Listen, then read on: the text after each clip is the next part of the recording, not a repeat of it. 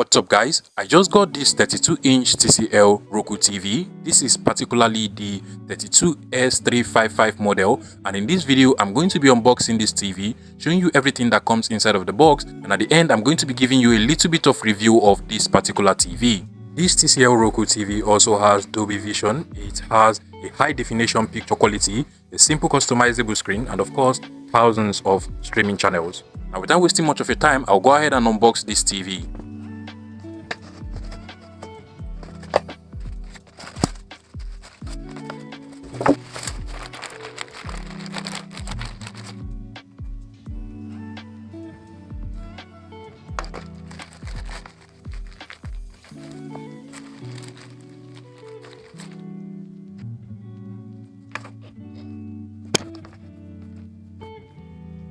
So first things first, I'll proceed to set up the feet of the TV. So basically, we're just going to go ahead and fix one. And you want to use your screwdriver to screw up everything over here. And over here, you want to do the same thing.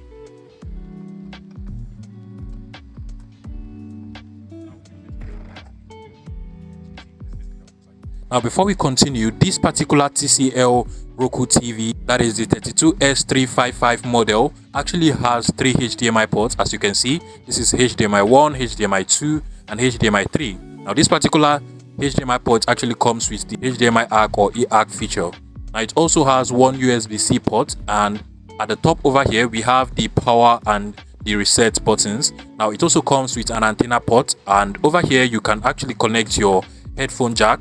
And then lastly, it has an Ethernet port, so you can go ahead and connect your Wi-Fi network or router to the TV.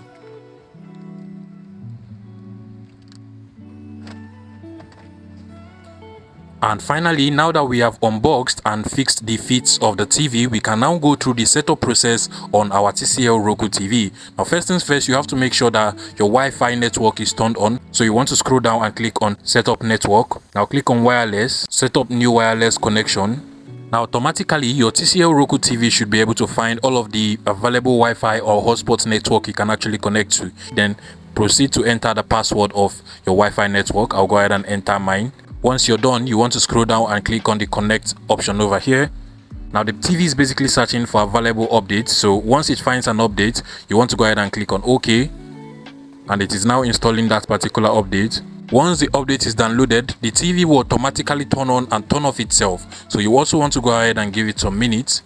Now first things first, go ahead and select your time zone. So I'll just go ahead and select mine, and then you want to go ahead and activate your TV by creating an account or logging in if you already have a Roku account. So I'll just scroll down and click on activate with QR code, and at this point go over to your phone, open up the camera app and scan the QR code on your Roku TV. Now once it opens, you can go ahead and click on the open link, and then just open up the link in the browser. And you can now proceed to enter your email address and account information over here. Now what you just want to do is to go ahead and click on the continue button over here. Check the verification email that has been sent to you. Now click on continue.